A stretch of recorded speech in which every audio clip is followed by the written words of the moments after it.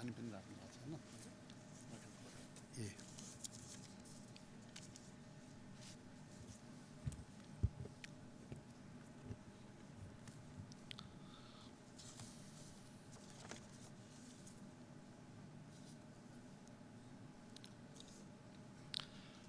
सम्मानीय सभामुख महोदय,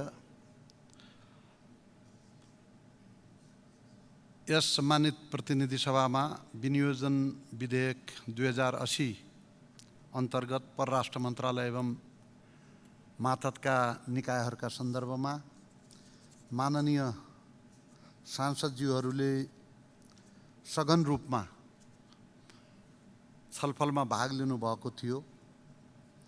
छलफलमा भाग लिनुहुने माननीय सदस्यज्यूहरू, उहाँहरूले प्रस्तुत गर्नुभएका सारगर्भित अभिव्यक्तिहरू र उहाँहरूले मन्त्रालयको ध्यानाकर्षण गर्नुभएका विषयवस्तुहरूको लागि म सबै मान्यज्यूहरूमा हार्दिक कृतज्ञता यापन गर्न चाहन्छु। अब मान्यज्यूहरूको 31 जना मान्यज्यूहरूले छलफलमा भाग लिनुभएको छ। म ती सबै मान्यज्यूहरूलाई हार्दिक धन्यवाद दिँदै सबैको नाउँ मैले पढ्दाखेरि अलि लामो होला र कहीँ मान्यज्यूहरूलाई पनि बोझिलो होला भनेर म नाम पढ्नतिर म जान्न। मैले चाहिँ तपाईहरुले उठाउनु भएका गहन मुद्दाहरूका बारेमा चाहिँ आफ्नो धारणा राख्न चाहन्छु।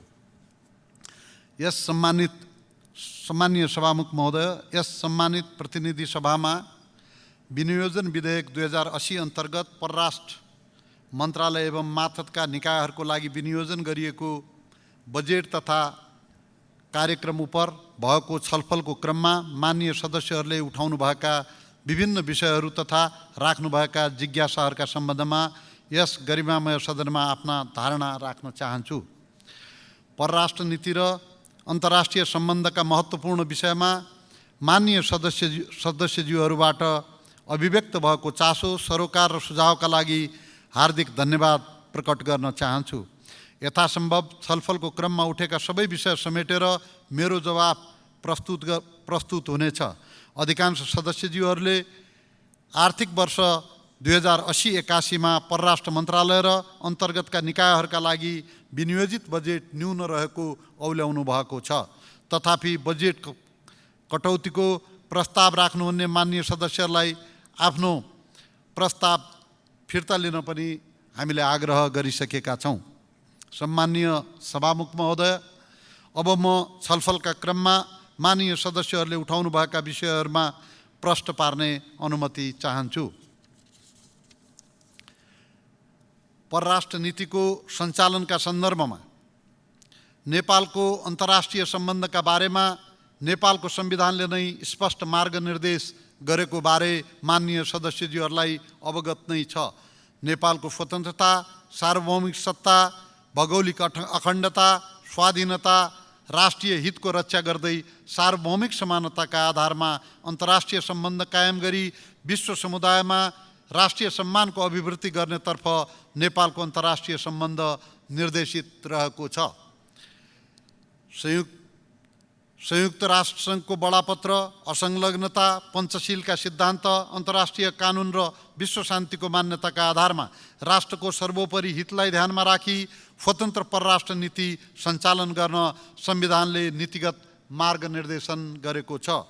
संविधानको मार्गनिर्देशन र नीतिगत व्यवस्थालाई पूर्ण रूपमा आत्मसात गर्दै पारस्परिक लाभमा आधारित स्वतन्त्र र सन्तुलित परराष्ट्र सम्बन्ध अवलम्बन गर्ने नीति नेपाल सरकारको रहेको छ।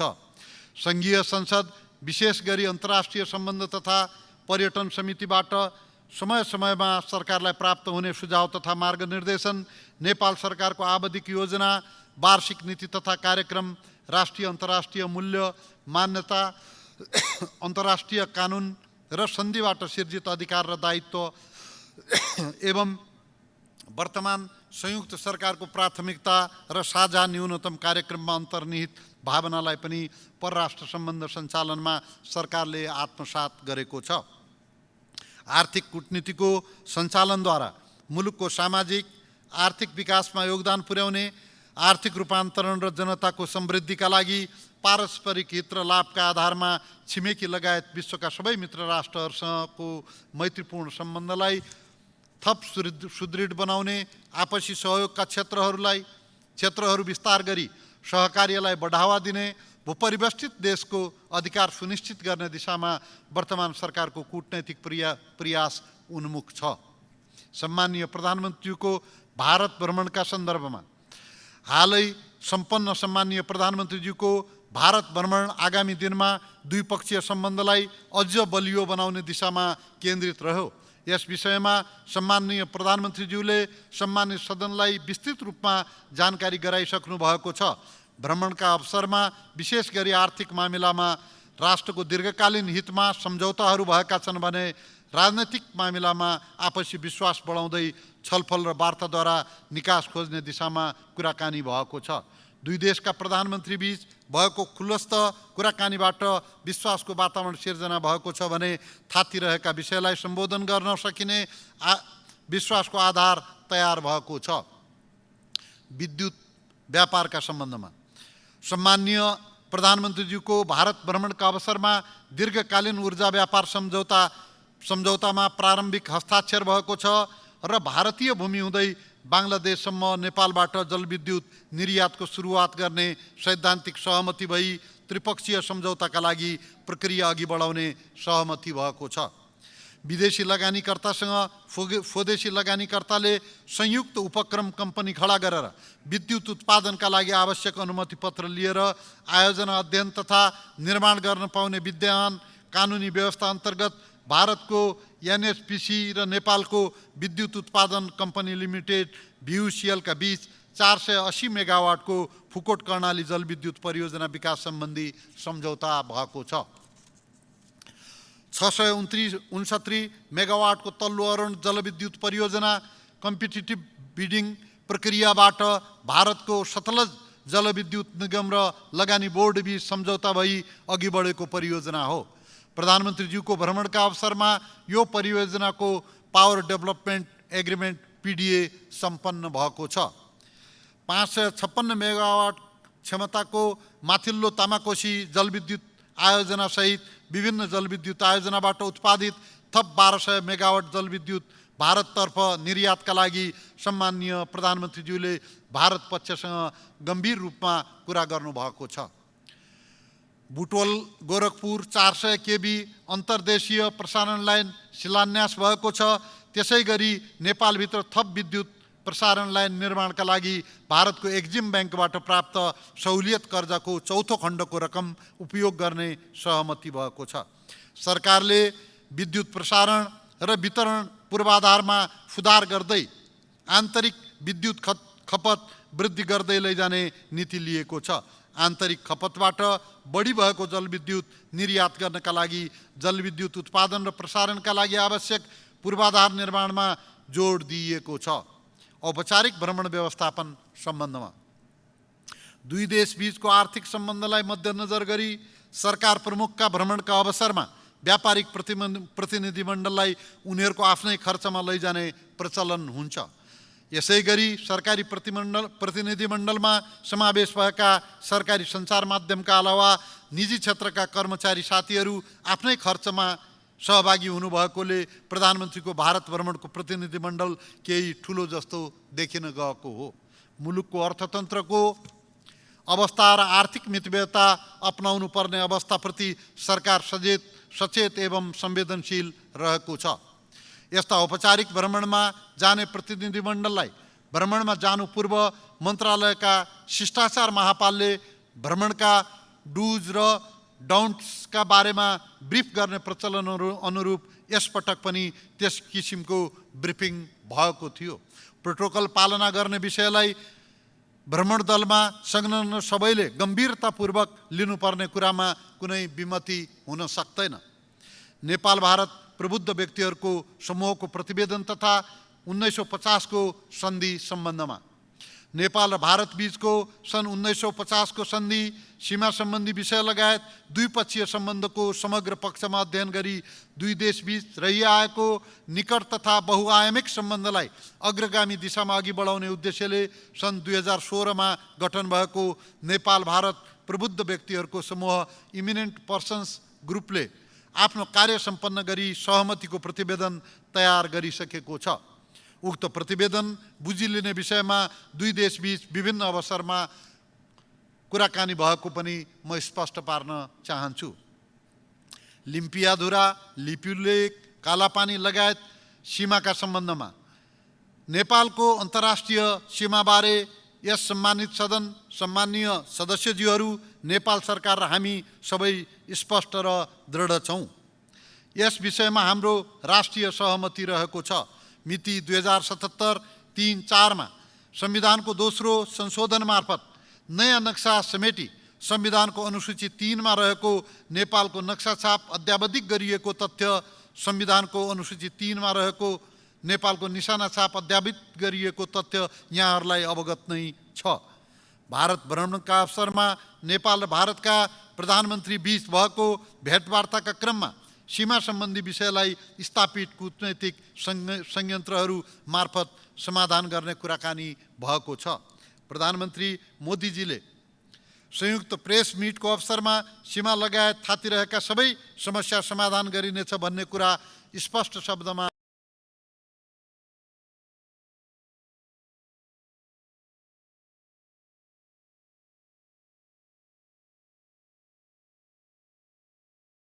सीमा सम्बन्धमा आएको यो सकारात्मक अभिव्यक्ति हो। सीमा क्षेत्रमा डुबान सम्बन्धी समस्याका सम्बन्धमा नेपाल भारत सिमानाको नजिक भारततर्फ बनाइएका संरचनाहरूका कारण नेपालको भूभाग डुबानमा परेको विषय नेपाल सरकारले भारतीय पक्षसँग प्राथमिकताका साथ उठाउँदै आएको छ।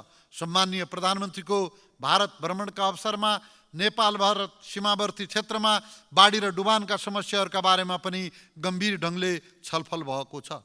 मनसुन सुरु हुनु अघि नै बाढी र डुबान नियन्त्रण कार्यलाई प्रभावकारी बनाउन विद्यमान द्विपक्षीय संयन्त्रलाई तत्काल सक्रिय बनाउने सहमति भएको छ। नेपालले विकास साझेदारहरूबाट कुनै पनि सहयोग लिँदा राष्ट्रिय हित प्रतिकूल हुने गरी लिएको छैन। भविष्यमा पनि वैदेशिक सहायता स्वीकार गर्दा राष्ट्रिय हितलाई सर्वोपरि राख्दै नेपालको सार्वभौमिक सत्ता र राष्ट्रिय स्वतन्त्रतामा किञ्चित प्रभाव नपर्ने सुनिश्चितता प्रदान गरिने कुरामा सरकार दृढ छ। भारतीय संसदमा राखिएको भित्तेचित्र र राष्ट्रिय विभूति सम्बन्धी विवादका सन्दर्भमा नवनिर्मित भारतीय संसद भवनमा राखिएको म्युरलका सम्बन्धमा नेपाल सरकारको निश्चय नै ध्यानाकर्षण भएको छ। सो म्युरलको क्याप्सनमा सम्राट अशोकको समयमा उनको साम्राज्यको फैलावट जनाइएको भनी लेखिएको र सो राजनैतिक विषय नरहेको भनी भारतीय सरकारका तर्फबाट आधिकारिक धारणा समेत त्यहाँका विदेश मन्त्रीबाट आइसकेको बेहोरा सम्मानित सदनलाई अवगत नै छ।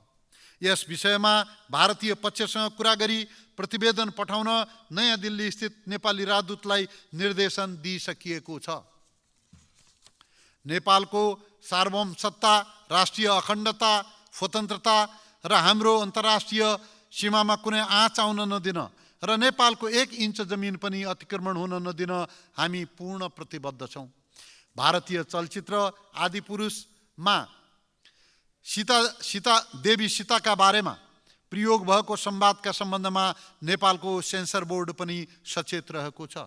यस्तो ऐतिहासिक र गम्भीर विषयमा बनेको चलचित्रमा फ्याक्चुअल इरर देखिनु कदापि उचित होइन। देवी सीता नेपालकी छोरी भएको तथ्य सर्वमान्य छ र यो विषयमा भारतमा समेत निर्विवाद छ।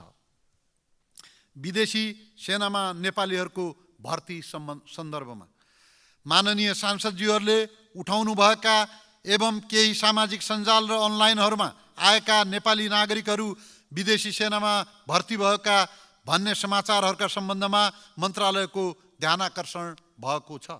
विदेशी सेनामा नेपालीहरूको भर्ती सम्बन्धमा नेपालले केही मित्र राष्ट्रहरूसँग विगतमा गरेका समझदारी अनुरूप परम्परागत रूपमा त्यहाँको राष्ट्रिय सेनामा नेपाली नागरिकहरू भर्ना हुँदै आएकोमा बाहेक विदेशी सेनामा नेपाली नागरिक भर्ना हुन अनुमति दिने सम्बन्धी नेपाल सरकारको कुनै नीति नरहेको जानकारी गराउँदछु। यस सम्बन्धमा माननीय सांसदज्यूहरूबाट व्यक्त चासो र धारणाहरूलाई परराष्ट्र मन्त्रालयले महत्त्वपूर्ण मार्गनिर्देशनका रूपमा लिएको छ र परराष्ट्र मन्त्रालयको धारणा र दृष्टिकोण पनि माननीय सांसदज्यूहरूले व्यक्त गरेका धारणाभन्दा कहीँ कतै फरक नभएको कुरा म स्पष्ट गर्न चाहन्छु। सार्क शिखर सम्मेलनका सम्बन्धमा क्षेत्रीय सहयोगको माध्यमबाट विकास र समृद्धि हासिल गर्न सक्रिय भूमिका निर्वाह गर्ने नेपाल सरकारको नीति रहेको अवगत नै छ। सार्कको संस्थापक सदस्य भएको सार्क सचिवालयको मुख्यालय पनि नेपालमा रहेको तथा सार्कको वर्तमान अध्यक्ष राष्ट्रको हैसियतले सार्कको आगामी शिखर सम्मेलन यथाशीघ्र हुनुपर्छ भन्ने कुरामा नेपाल प्रतिबद्ध छ र यसका लागि नेपालले अन्य राष्ट्रहरूसँग सहमति जुटाउन आवश्यक समन्वय पनि गरिरहेको छ। नेपालबाट दक्षिण एसियाली मुलुकसँग भएका सबै उच्चस्तरीय भ्रमण तथा अन्य भेटघाटका अवसरमा सार्क प्रक्रियालाई गतिशील बनाउने विषयले सधैँ प्रवेश पाएको छ। नेपालले आगामी दिनमा पनि सार्कका संयन्त्रहरूलाई गतिशील बनाउनेतर्फ सक्रिय तथा रचनात्मक भूमिका निर्वाह गर्दै जानेछ। यहाँहरूलाई विदित नै छ, सार्कको बडापत्र अनुसार सार्क प्रक्रिया सम्बन्धी निर्णय लिन सबै सदस्य राष्ट्रहरूको सहमति आवश्यक पर्दछ। यही सर्वसम्मति जुट्न नसक्दा नै सार्क शिखर सम्मेलन लगायतका प्रक्रिया अघि बढ्न नसकेको विषयबारे सम्मानित सदन अवगत नै रहेको छ। आर्थिक कूटनीति सञ्चालन सम्बन्धमा नेपालको परराष्ट्र नीति, वार्षिक नीति तथा कार्यक्रम र बजेट मार्फत अभिव्यक्त राष्ट्रिय विकासका उद्देश्यहरू हासिलका लागि सबल र प्रभावकारी आर्थिक कूटनीतिको सञ्चालन सरकारको प्रमुख प्राथमिकता हो। यस विषयलाई आत्मसात गरी मन्त्रालय र नियोगबाट सञ्चालित हुने आर्थिक कूटनीतिका कार्यक्रमहरूलाई थप प्रभावकारी बनाउने प्रयास भइरहेको छ। यस्ता कार्यक्रमहरूमा आर्थिक कूटनीतिसँग सम्बन्धित विषयगत निकाय, निजी क्षेत्र र गैर आवासीय नेपालीसँगको समन्वय र सहकार्यलाई थप मजबुत र प्रभावकारी बनाइएको छ। पर्यटन, निर्यात र लगानीका क्षेत्रमा विभिन्न प्रदेशमा रहेको सम्भावना र क्षमता पहिचान गर्ने प्रयास गरिएको छ। आर्थिक कूटनीतिका कार्यक्रमहरूलाई नेपाल सरकारको व्यापार घाटा न्यूनीकरण योजनासँग समेत तादात्म्य हुने गरी तथा समग्र आर्थिक सामाजिक विकासमा टेवा पुग्ने गरी अगाडि बढाउने गरी समन्वयात्मक ढङ्गले कार्यहरू भइरहेका छन्। विकासशील राष्ट्रमा स्तरोन्नति तयारी सम्बन्धमा नेपाल अल्पविकसित मुलुकबाट स्तरोन्नति हुन सिफारिस भएको हालको परिस्थितिमा विकास सहायताको परिचालन, वैदेशिक लगानी, निर्यात प्रवर्धन र पर्यटन प्रवर्धन लगायतका क्षेत्रमा हाम्रो कूटनैतिक संयन्त्र परिचालित हुनुपर्दछ। विभिन्न मुलुकहरूमा रहेका नेपाली नियोगहरूले मित्र राष्ट्रहरू तथा विकास साझेदारहरूसँग स्तरोन्नतिले पर्ने नकारात्मक असरहरूको प्रभाव कम गर्ने सम्बन्धमा तथा विकास सहयोगको निरन्तरताका सम्बन्धमा द्विपक्षीय तथा बहुपक्षीय रूपमा सहकार्य गरिरहेका छन्। राजदूत, नियोग प्रमुख तथा अवैधानिक महावाणिज्य दूतहरूको नियुक्ति र कार्य सम्पादन मूल्याङ्कन सम्बन्धमा विभिन्न मुलुकमा नेपालका राजदूत नियुक्त गर्दा वर्तमान सरकारले नेपालको संविधान र राजदूत नियुक्ति सम्बन्धी निर्देशिका 2075 को पालना गरेको छ। परराष्ट्र सेवाभित्रबाट र सेवा बाहिरबाट राजदूतहरूको नियुक्ति गर्दा निर्देशिकामा भएको प्रबन्ध बमोजिम गरिनेछ। राजदूतहरूको नियुक्तिसँगै कार्य विवरण उपलब्ध गराइएको छ र त्यसैका आधारमा कार्य सम्पादन मूल्याङ्कन गर्ने व्यवस्था मिलाइएको छ। अवैतनिक वाणिज्य दूत सम्बन्धी नियमावली अनुरूप उच्च आचरण भएका व्यक्तिहरूलाई उक्त पदमा नियुक्त गर्ने व्यवस्थालाई थप प्रभावकारी बनाइनेछ। राजदूतावासको पुनरावलोकन तथा जनशक्ति व्यवस्थापन सम्बन्धमा नेपालले विभिन्न मुलुकहरूमा नियोगहरू स्थापना गर्दा छिमेकी मुलुकहरू ठूलो सङ्ख्यामा छिमेकी मुलुकहरू, ठुलो सङ्ख्यामा नेपालीहरूको उपस्थिति रहेका मुलुकहरू, द्विपक्षीय व्यापार, लगानी, पर्यटन लगायतका आर्थिक सम्बन्धको अवस्था र सम्भाव्यता रहेका मुलुकहरू, विभिन्न महादेशमा राजनैतिक, आर्थिक र तथा सामाजिक रूपले महत्त्व राख्ने राष्ट्रहरू तथा भौगोलिक प्रतिनिधित्व आदिका आधारमा नियोगहरू स्थापना भएका छन्। परराष्ट्र मन्त्रालयको सङ्गठन संरचना चुस्त दुरुस्त राख्न विभिन्न प्रयासहरू हुँदै आएको छ। यस क्रममा सङ्गठन तथा व्यवस्थापन सर्वेक्षण गरी नियोगहरू र कर्मचारीको लेखाजोखा गरी पुनरावलोकन गर्ने गरिएको छ। आगामी दिनमा पनि मन्त्रालय, विभागहरू तथा नियोगहरूमा बढ्दो कार्यबोझलाई धान्न सक्ने गरी जनशक्ति एवं सङ्गठन संरचनामा परिमार्जन, सुधार र पुनर्संरचना गर्ने योजना रहेको कुरा म स्पष्ट गर्न चाहन्छु। समगन्तव्य मुलुकमा रहेका नेपाली नियोगको सेवा प्रवाह सम्बन्धमा वैदेशिक रोजगारीलाई मर्यादित, सुरक्षित र व्यवस्थित गर्नेतर्फ मन्त्रालयले निरन्तर प्रयास गरिरहेको बेहोरा अनुरोध गर्दछु।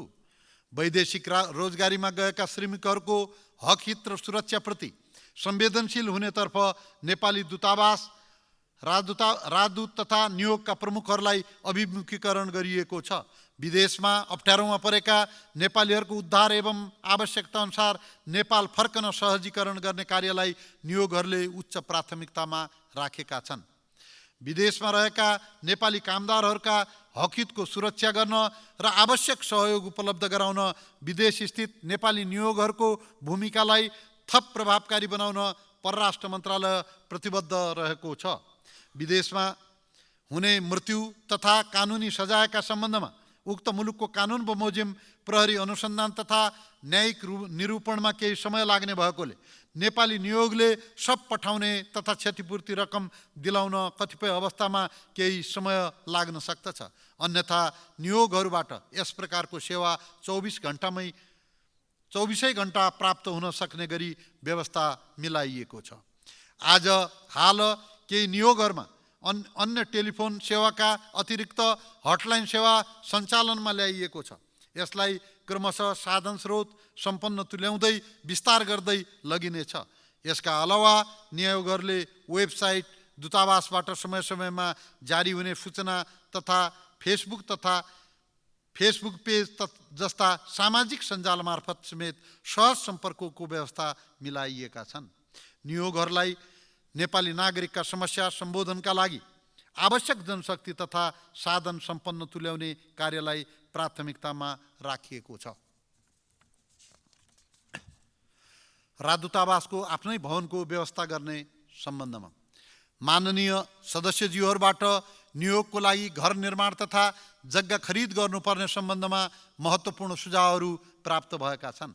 हाल केही नियोगहरूको आफ्नै भवन रहेको छ र केही नियोगहरूले खरिद गरेको जमिनमा पनि क्रमशः आफ्नै भवन निर्माण गर्ने विषयलाई प्राथमिकता दिइएको छ। नेपाली नियोगहरूका लागि भवन खरिद गर्ने विषयलाई पनि परराष्ट्र मन्त्रालयले प्राथमिकतामा राखेको छ र भविष्यमा यस कार्यलाई थप गति दिइनेछ। विदेशमा रहेका नेपालीहरूको मतदान सम्बन्धमा विदेशमा रहेका नेपालीहरूको मताधिकार सुरक्षित गर्ने सम्बन्धमा नेपाल सरकारले बजेट वक्तव्य मार्फत प्रतिबद्धता व्यक्त गरेको छ।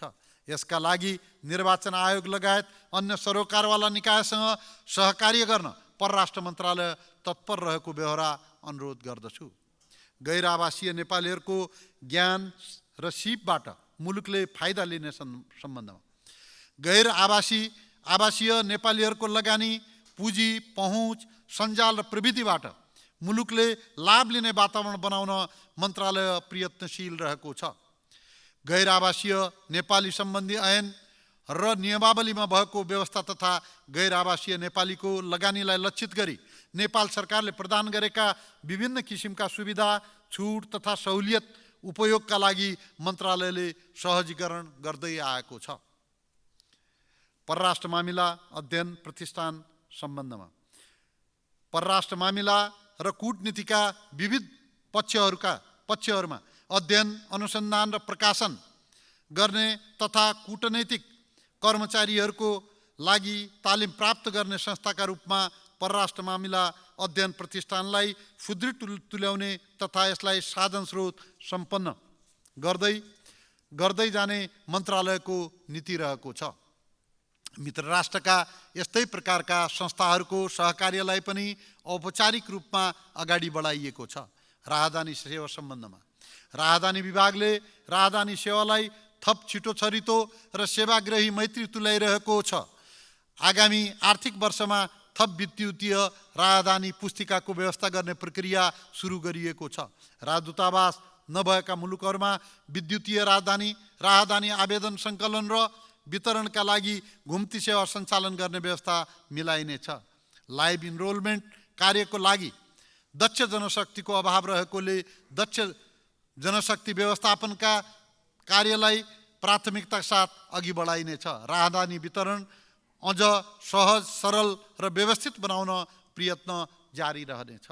अभिलेख व्यवस्थापनका सम्बन्धमा नेपालको विदेश सम्बन्धबारे विभिन्न कालखण्डमा सिर्जना भएका कागजपत्र दस्तावेजहरूको संरक्षण र अभिलेखीकरण गर्ने कार्य मन्त्रालयको उच्च प्राथमिकतामा रहेको छ। ऐतिहासिक एवं कूटनैतिक दृष्टिकोणले महत्त्वपूर्ण पुराना दस्तावेजहरू तथा राष्ट्रिय अभिलेखालयसँगको सहकार्यमा सुरक्षित ढङ्गले अभिलेखालयमा राख्ने व्यवस्था मिलाइएको छ भने पछिल्लो कालखण्डमा महत्त्वपूर्ण कागजातहरूलाई छनौट गरी पञ्जीकरण गर्ने कार्य भइरहेको छ। ती दस्तावेजहरूलाई पनि अभिलेखीकरण गरी क्रमशः राष्ट्रिय अभिलेखालयमा सुरक्षित ढङ्गले राख्ने प्रबन्ध मिलाइनेछ। सम्मानीय सभामुख महोदय, यस सम्मानित प्रतिनिधि सभामा विनियोजन विधेयक 2080 अन्तर्गत परराष्ट्र मन्त्रालय एवं मातहतका निकायहरूको लागि विनियोजन गरिएको बजेट तथा कार्यक्रम उप भएको छलफलको क्रममा माननीय सदस्यज्यूहरूले उठाउनुभएका विभिन्न विषयहरू तथा राख्नुभएका जिज्ञासाहरूका सम्बन्धमा आफ्नो विचार राख्ने समय दिनुभएकोमा म सम्मानीय सभामुखज्यूप्रति हार्दिक धन्यवाद व्यक्त गर्दछु। यस गरिमामय सदनबाट प्राप्त रचनात्मक सुझाव र मार्गनिर्देशन परराष्ट्र सम्बन्ध सञ्चालनमा उपयोगी र महत्त्वपूर्ण रहने मैले विश्वास लिएको छु। धन्यवाद। जय नेपाल।